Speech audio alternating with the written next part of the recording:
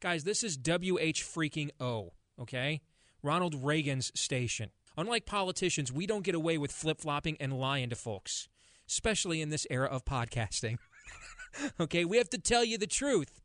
And if the choice that we have as Iowans right now is between an honest man who tells the truth to even those who don't agree with him and served his state well for a decade, and another man who tells you whatever truth you want to hear and spreads lies about his opponents, then for me, that's an easy choice to make. Governor Mike Huckabee is going to be joining us here in studio. He will take your questions. If you have snotty ones, let Rebecca know. And even though that's my guy, since he's my guy, actually, I'm probably going to let you lambaste him than I would somebody else, because that's just the way I roll. That is a flat-out, bold-faced lie. Since he's my guy, I'm more inclined to let you go ahead and try to fillet him. Because, ladies and gentlemen, if he cannot take the scrutiny of this very well-informed and vast radio audience, he's got absolutely no shot against the Dark Lords of the Sith. That is a flat-out lie of Clintonian proportions. It is completely, it's a disassociation from reality kind of lie. It's just simply not even true. But if you want to take it to the point that I'm going to start deporting 9-year-old kids, you can be that guy. I'm not going to be that guy. You can be that guy. And if that's you, I'm not your guy. And I'm sleeping well at night. I know. And who says that? He just says it. He makes no bones about it. So who actually takes the number one hot button issue in the country and says, I'm with you in principle, but I'm not willing to take it as far as you do. And if that's not good enough for you, I understand that, and I'm just not your guy. How many times do we hear a politician say that? We don't hear politicians say it, Steve. We hear statesmen say it. A man with character. And you know what? That's somebody I can get behind.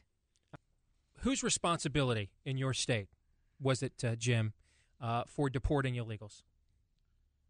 Is that a federal? Is it the federal government responsibility to deport anyone? Okay, and you have to go through a federal immigration process to do that. Now, so if the federal government, so what role does the governor play in your state in deporting illegals? In our state, Governor Huckabee supported legislation to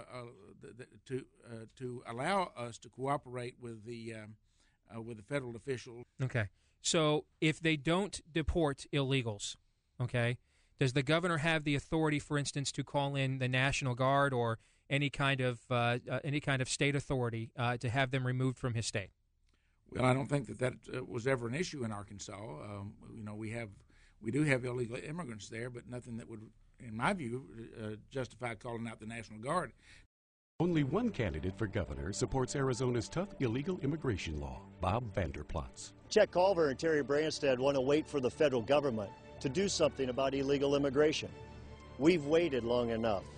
I'm tired of relying on the federal government and getting no results. As governor, I'll give our state and local law enforcement the authority to enforce immigration laws. All right, but he could have done that if he wanted to? Could he have done that if he wanted to? I don't think so. Under state law? Do you guys disagree with that? Jim, he could not have done that under state law? If the governor did not have authority to deport illegals from your state, then would your state have been better off if the federal government is not going to deport them and he doesn't have the authority to order the National Guard to do it? Is your state better off then having them essentially become wards of the welfare state, or would they be better off getting educations so that they then could become productive tax-paying members of society? I also think you could make the ultimate pragmatic case, which is that if the federal government is not going to deport them, I'm going to pay for this as a governor one way or the other. I'm going to pay for that when they become a drain on the social safety net, or I suppose I could try to be more proactive and pay for it in making them productive members of society. But in theory, though, I would agree with you that legislation is a bad idea. But one of the things that I really struggle with on this issue, as a Christian, as someone who is far more Christian than he is conservative, I am conservative when it's Christian to be. Mm-hmm. You understand what I'm saying? Oh, absolutely. Okay. I have a hard time believing. And I'm not a Jim Wallace, Ron Sider Christian, okay? I'm not a red letter Christian. I'm a Genesis to Revelation Christian, okay? I have a hard time believing that Jehovah in the old or Jesus in the new would sit there and say to a 4-year-old girl from Honduras whose parents brought her here illegally, you now, and even though they've got jobs, you must now go back. You must go back there and die of dysentery and drink the water as your daddy tries to make you guys survive on $4 a day because they don't want you here making $6.50 an hour picking grapes and berries or working at a food processing plant. I just have a hard time as a Christian believing that the God we serve would sentence people to that kind of a plight. It's not just common sense. It's the right thing to do. What worries me about those of you that are hyper,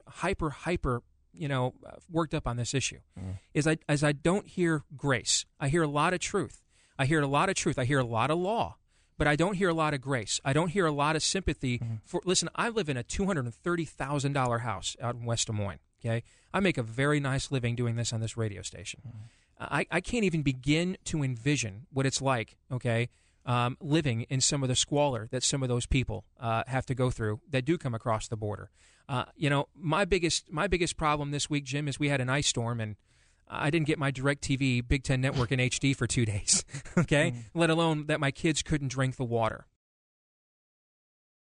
While Governor Huckabee was in charge in Arkansas, that he helped to raise $505 million in new taxes. That state spending went up by $4.61 billion, and that there are 20% increase in the number of jobs in state employment.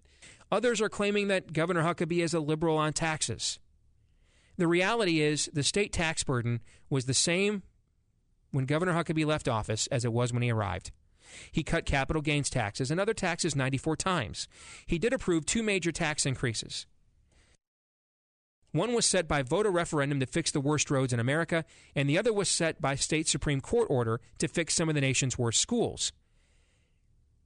Besides, while the federal government should have little or no role, according to the 10th Amendment, funding and fixing a state's infrastructure, a state and its residents do certainly reserve the right to decide if they want to pay a little extra to do so for the betterment of their own state under certain circumstances. Plus, a governor has to deal with a lot of unfunded mandates from the federal government. If the people of Arkansas, which is a red state, really felt as if they had been taxed to the nines, would they have sent this man back to the governor's mansion over and over again over the course of the last 10 years? I think we know the answer to that. I've also heard people allege Huckabee is really in the pocket of the National Education Association. Yet, if he were, then how come they never endorsed him, ever, while he was in Arkansas? Probably because his first appointment to the State Board of Education was a homeschooler. So I think it's a little disingenuous to sit there and, on one hand, attack Mike if the schools weren't up to snuff while he was governor there, and the roads weren't up to snuff while he's governor there.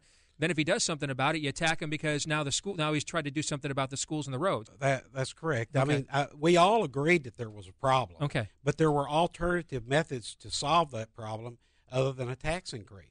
Did any of those folks that voted for that pay a political price from the people of Arkansas for doing so? The governor got reelected after this issue came up with roads, and it was an overwhelming vote. If Governor Huckabee were the Republican presidential nominee, would you have any hesitation about voting for him and supporting him against anybody the Democrats nominated? Well, obviously, we have no problem supporting him. If that would happen to be the case. Would you support him if he was the Republican nominee for president? Absolutely. Yeah. I'd have no choice. Okay. Whoever the Democrat nominee is, there's not too many good choices right there. Okay. All right. Guys, thank you very much for coming in here today. I want the audience to know that's been listening to this that agree or disagree, all of these individuals have been very, very cordial and respectful and friendly to one another. And it's too bad we don't see more of our political disagreements aired, maybe publicly, in ways that we were able to listen to here for the last 45 minutes or so.